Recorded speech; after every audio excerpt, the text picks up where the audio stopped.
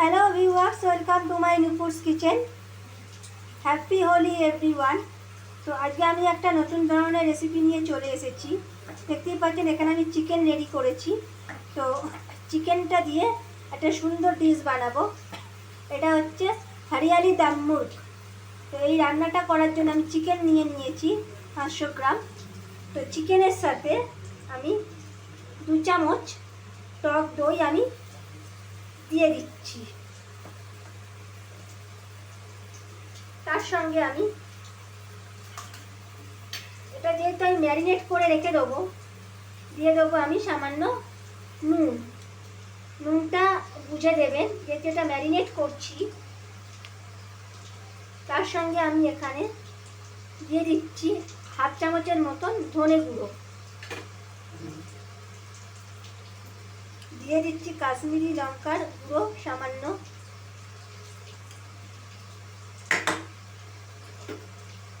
আর তার সঙ্গে আমি এখানে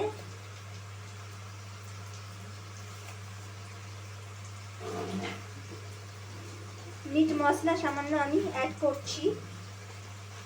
আর বাটা মশলা যেটা আছে দেখতেই পাচ্ছেন, যেহেতু এটা হরিয়ালি সেই জন্য এটা ধনে পাতা, তার সঙ্গে ধনে পাতা দিয়ে দিয়েছি। ধনে পাতার সাথে কাঁচা লঙ্কা, আদা আর রসুন পেস্ট করে নিয়েছি। এই পেস্টটা আমি পুরোটা দিয়ে দেবো। পেস্টটা দিয়ে দিচ্ছি আমি এবং খুব ভালোভাবে আমি মিশিয়ে নিচ্ছি। এই যে ম্যারিনেট করা যে পেস্টটা আছে, এরপরে আমি সাদা তেল সামান্য আমি ইউজ করে নিচ্ছি। এই সমস্ত উপকরণ খুব ভালোভাবে মিশিয়ে নিচ্ছি। এখানে আমি ধনে পাতার সাথে 4-5টা কাঁচা লঙ্কা ইউজ করেছি। আপনারা ঝালের পরিমাণটা বুঝে দেবেন, যে যেরকম ঝাল খায় সেরকমভাবেই দেবেন। হলুদ আমি ব্যবহার করছি না। 5-6 কোয়া রসুন আর হাফ ইঞ্চি আদা দিয়ে আমি ম্যারিনেট করে এটা ঢাকা দিয়ে আমি রেখে দেবো। আচ্ছা, কড়া গরম হয়ে গেছে। সবাইকে বলে দিচ্ছি, এই কড়াটা যে আমি গরম করে নিয়েছি, এখানে কিন্তু আমি 2 টেবিল স্পুন সর্ষের তেল অ্যাড করলাম।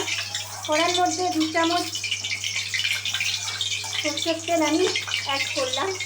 এই পর্যায়ে আমি পেঁয়াজগুলোকে ভালোভাবে ভেজে নেব। তেলটা গরম হতে দিয়েছি। তেলটা গরম হয়ে গেছে। তেলের মধ্যে আমি দিয়ে দেবো কুচিয়ে রাখা পেঁয়াজ। পেঁয়াজটা আপনারা ছোট্ট ছোট্ট করে কাটতে পারেন। আমি এখানে স্লাইস করে খুব সুন্দর করে কেটে নিয়েছি। পেঁয়াজটা আমি ব্রাউন করে ভেজে নেব।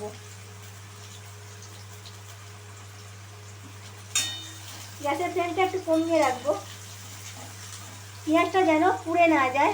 হালকা ব্রাউন করে আমি ভেজে নেব।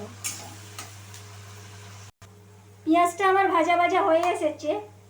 আমি এখানে 2 চামচ মতন পেঁয়াজ বাটা ইউজ করছি। পেঁয়াজটাকে আমি ভালো করে ভাপিয়ে নিয়ে একটা স্মুথলি পেস্ট বানিয়ে নিয়েছিলাম। এই পেঁয়াজ বাটাটা আমি দিয়ে দিলাম। এবার পেঁয়াজ বাটাটা দিয়ে আরও কিছুক্ষণ আমি কষতে থাকবো। তো দেখতেই পাচ্ছেন পেঁয়াজ বাটাটা দিয়ে আমি খুব সুন্দর করে কষতে শুরু করেছি এবং একটা খুব সুন্দর একটা কালার এসেছে। আমি হালকা হলুদ এখানে অ্যাড করেছিলাম, হাফ চামচ মতন হলুদ এখানে আমি অ্যাড করেছি। আপনারা চাইলে হলুদটা স্কিপ করতে পারেন। আচ্ছা, মশলা থেকে তেল ছেড়ে এসেছে। আমি এবার আগে থেকে ম্যারিনেট করা চিকেনগুলো আমি অ্যাড করছি। আমি আর আদা রসুন দিলাম না, যেহেতু চিকেনটা ম্যারিনেট করার সময় আদা রসুন কাঁচা লঙ্কা ধনে পাতার একটা পেস্ট আছে। এই পেস্টটা দিয়ে কিন্তু আমি রান্নাটা সম্পন্ন করব। ভালোভাবে এটা খুব সুন্দরভাবে আমি এটাকে মিশিয়ে নেব। পেঁয়াজের সাথে মশলাটা সুন্দর করে মিশিয়ে নেব। এই পর্যায়ে আমি ধনে গুঁড়োটা বাদবাকিটা দিয়ে দেবো। বাদবাকি যা মশলা আছে আমি অ্যাড করে দিচ্ছি। জিরে গুঁড়ো আর কাশ্মীরি লঙ্কার গুঁড়ো। আচ্ছা, মাংসটা খুব সুন্দর করে আমার কষানো হয়ে গেছে। আমি এবার এই ম্যারিনেট করা যে চিকেনটা আছে সেটা আমি ঢাকা দিয়ে দেবো মিনিট 10 মতন, যাতে মশলা থেকে তেলটা বেরিয়ে আসে। আচ্ছা, দেখতেই পাচ্ছেন মাংসটা আমার কষানো হয়ে গেছে। এবার আমি দিয়ে দেবো মশলার যে বাটি ধোয়া জলটা মাংসটা সেদ্ধ হওয়ার জন্য। আর অ্যাড করছি আমি সামান্য পরিমাণে নুনটা বুঝেই দিচ্ছি, যেহেতু আমি ম্যারিনেট করার সময় নুন দিয়ে ম্যারিনেট করেছিলাম, তাই খুব বেশি নুন দিয়ে আমি ম্যারিনেট করব না।